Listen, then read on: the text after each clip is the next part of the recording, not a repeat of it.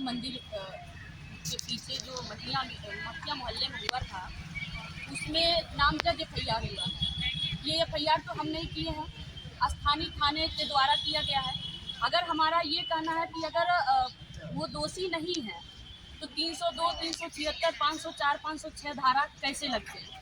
आप अज्ञात में लिख लेते हैं। भाई FIR लिखना आपके हाथ में था, हमने तो लिखा नहीं।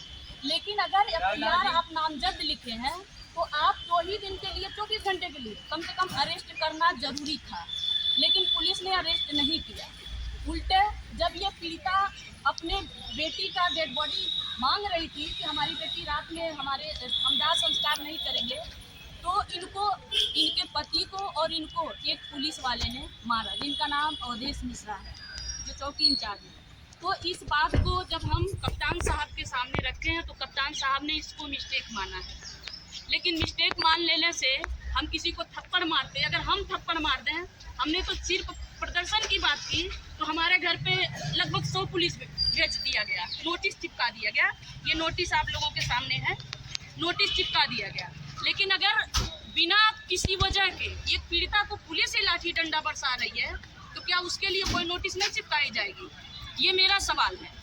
इस माँ की बेटी खोई है और इसकी माँ की बेटी जो खोई है, बेटी के हत्यारों को फांसी दिलाने के लिए, सजा दिलाने के लिए हम मांग कर रहे हैं। मेरी यही गुनाह है। जब ये पीड़िता की सुनवाई नहीं हुई तो मैं कप्तान साहब के पास 2 बार आई, नहीं मिली। कप्तान साहब किसी मीटिंग में रहे होंगे या नहीं मिल पाई। मैं कवरिंग लेटर, अम्बेडकर जन मोर्चा का कवरिंग लेटर लगा करके भेजी कि साहब इसमें ये धाराएं लगे हैं तो इसमें गिरफ्तारी चाहे इसमें कार्रवाई क्या हो रही है, हमें कोई सूचना नहीं मिला।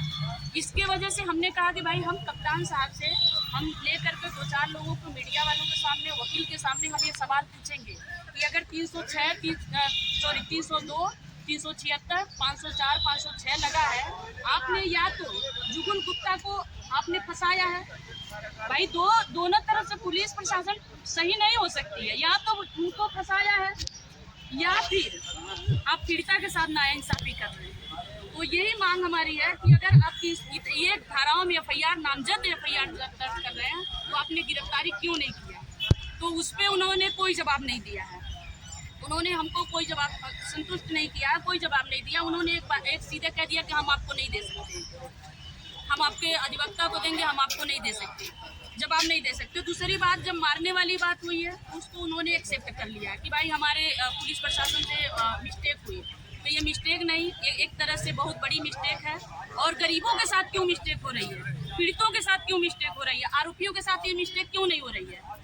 और इस पीड़िता की आवाज़ उठाने के लिए मुझे अपराधी बना दिया गया।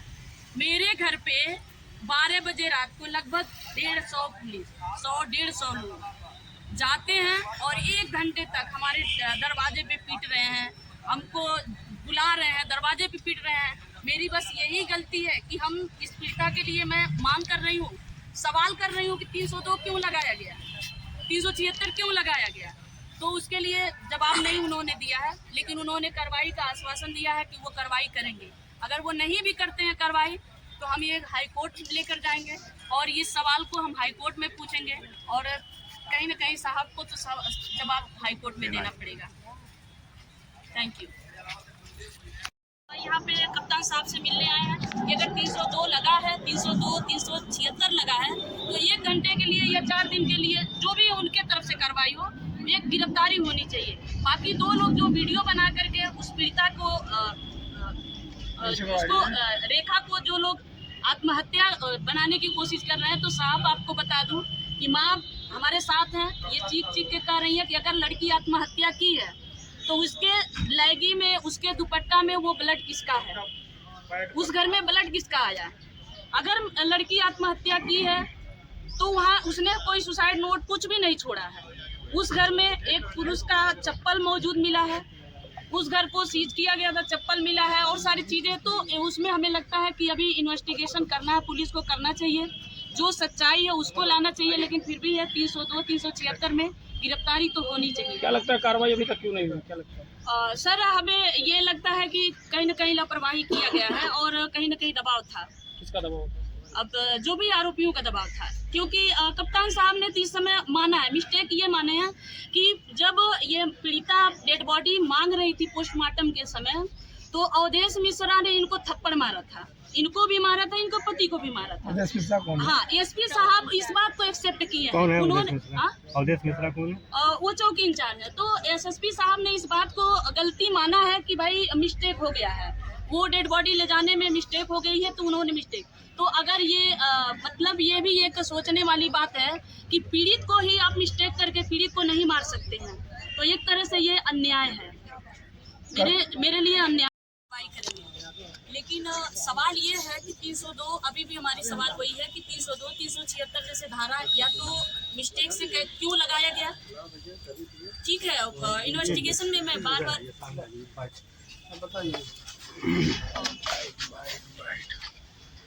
हम लोग आप